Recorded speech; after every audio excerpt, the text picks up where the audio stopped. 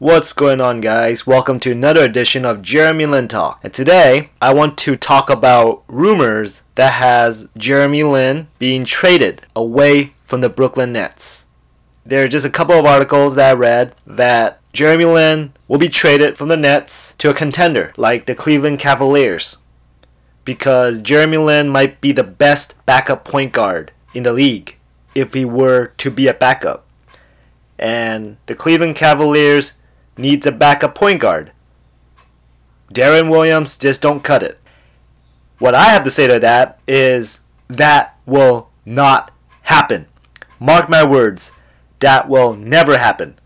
There are so many reasons why I think the Brooklyn Nets will never trade Jeremy Lin. Just to go over them, I'll tell you one. His salary is ridiculously low.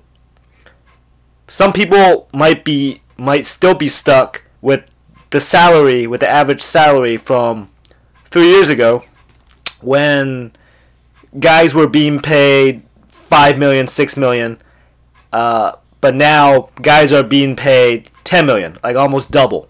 If you guys have been living under a rock, since 2016, there was a new TV deal that greatly increased the salary cap for teams in the NBA. So that means, naturally, players going to get a raise. It's like, think inflation on steroids. So all of a sudden, people who are getting paid $15 million are getting paid $20 million. People who are getting paid $20 million are getting paid $30 million. I mean, that's just the way it is.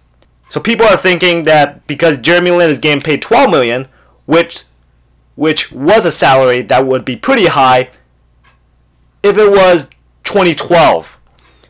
But in today's NBA, $12 million can get you Jeremy Lin. That's a steal. He even took a pay cut to come to the Brooklyn Nets because he could have gotten more elsewhere.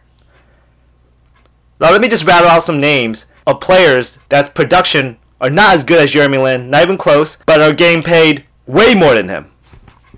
Luol Deng is getting paid close to $20 million to sit on a bench and be a mentor to young players on the Lakers. His teammate, Timofey Mozgov, is getting paid close to $20 million for grabbing 6 rebounds a game for a 7'1" center. Allen Crabbe, who the Nets won it last year, who probably was a blessing in disguise being matched by the Portland Trail Blazers, is getting paid $18 million, close around there. And he's a bench player, another bench player. And so is Tyler Johnson, who would have gotten paid more than Jeremy Lin last year, but not as good as Jeremy Lin. So when it comes to Lin, there seems to be a double standard in terms of salary. How Lin getting paid 3 years, $36 million is high, but nobody ever talks about players like Deng, Mozgov, Crabbe, or Johnson the same way.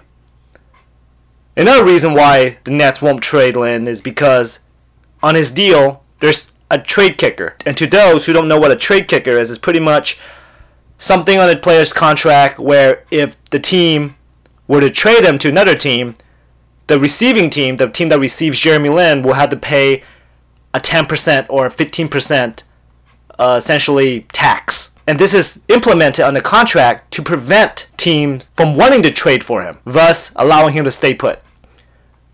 Obviously, Lin thinks the Nets is his long-term home. Otherwise, he wouldn't stipulated that on his contract.